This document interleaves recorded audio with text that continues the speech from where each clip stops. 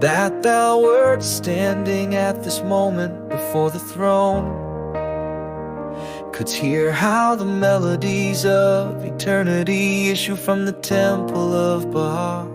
By the one true God should his creatures but cleanse their ear, and should they hear but a single strain of these melodies,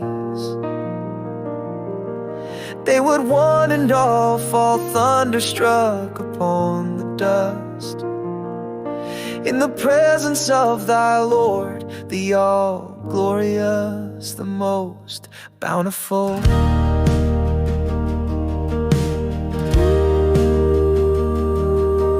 Sins, however, they have contended with God, he hath denied them the wonders of his grace, and hath reckoned them in his sight as discarded lumps of clay.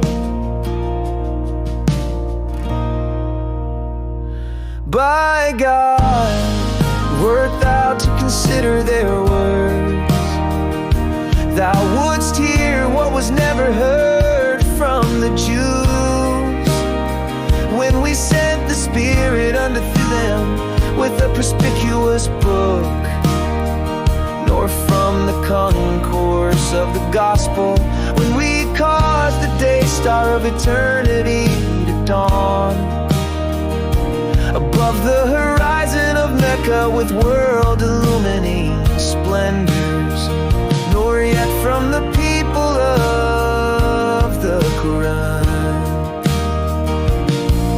When the heavens of divine knowledge were cleft asunder, and God manifested himself with the power of the truth, and in the shadow of his all-merciful name, in the beauty of a leaf,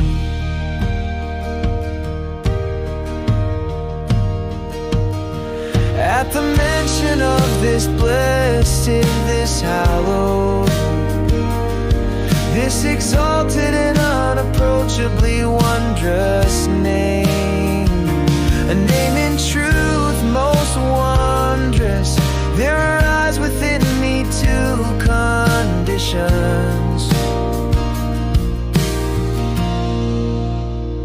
I see my heart burning with the fire of grief over that which befell the beauty of the all-merciful at the hands of the people of the Quran.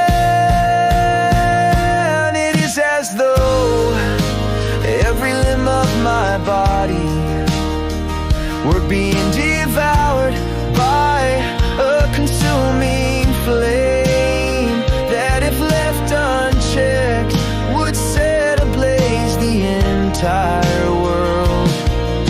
To this God himself beareth me witness.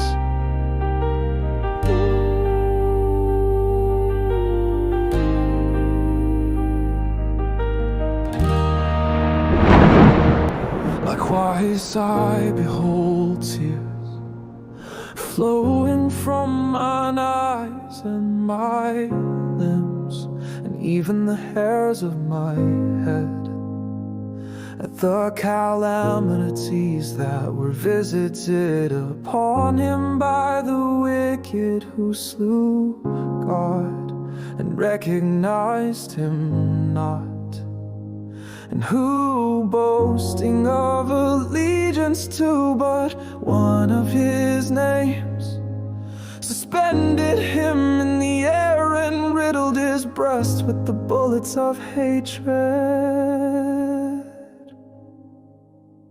Would that the universe had never been called into existence. Would that the world had never been brought into being. Would that no prophet had ever been raised up, no messenger sent forth, and no cause established amongst men. Would that the name of God had never been manifested betwixt earth and heaven, and that no books, tablets, or scriptures had ever been revealed. Would that the ancient beauty had never been made to dwell among these workers of iniquity, nor to suffer at the hands of those who openly disbelieved in God, and who committed against him that which none on earth had ever dared commit. By the one true God, wert thou, O Ali, to examine my limbs and members, my heart and vitals. Thou wouldst discover the traces of those same bullets that struck that temple of God. Alas, alas, thus was the revealer of verses prevented from revealing them, and this ocean from surging, and this tree from bearing fruit, and this cloud from pouring down its rain, and the sun from giving its light, and this heaven from ascending on high.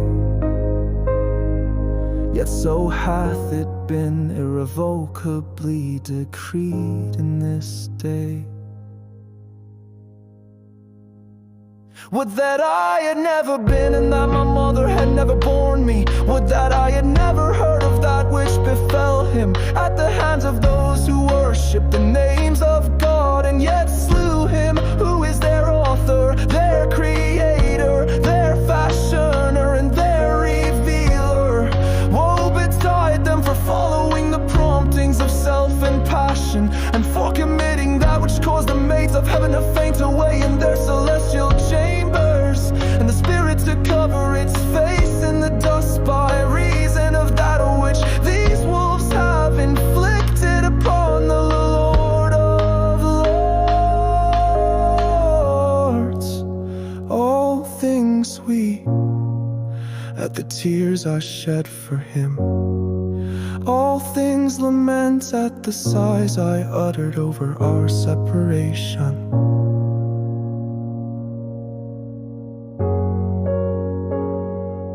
Such indeed is my sorrow that the melodies of eternity can no longer flow from my lips, nor can the breezes of the Spirit waft from my heart.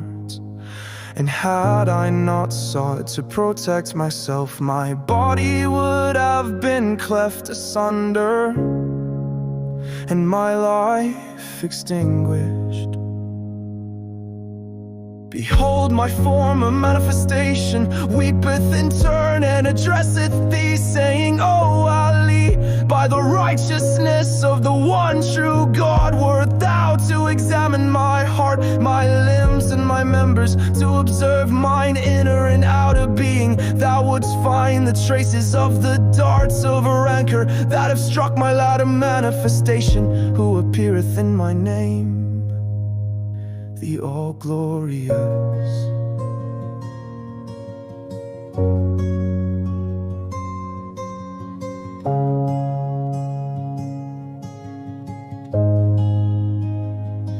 Thus do I lament, and the concourse on high lament my weeping. Thus do I bewail, and the dwellers of the tabernacle of names bewail my cries. Thus do I sigh in anguish, and the inhabitants of the cities of eternity shed tears at my sighing, for this wronged one who findeth himself among the people of the Bayan. By God, they have inflicted upon him that which the followers of the Quran never inflicted upon me. Alas, for what hath befallen him at their hands, whereupon did the denizens of earth and heaven fall distraught upon the dust at that which had afflicted beauty, who was seated upon the throne of divine nearness. Woe to them, and to what their hands have wrought. Every morn and eve, behold, the ancient beauty crieth out, O pen of the Most High, turn aside from this theme which hath saddened all that wear the garment of existence, and make mention of another out of mercy for the concourse on high. By the one true God,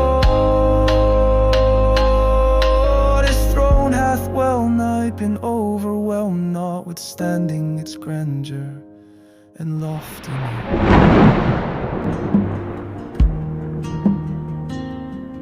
When we heard this call, we ceased our account of these sorrows and returned to our previous theme, that thou mayest be fully apprised thereof. O Ali, be not dismayed at that which we have recounted to thee of the calamities that have been visited upon our former and latter manifestations. Gird up thy loins to assist the cause of God, and arise in this path with constancy and unbending resolve.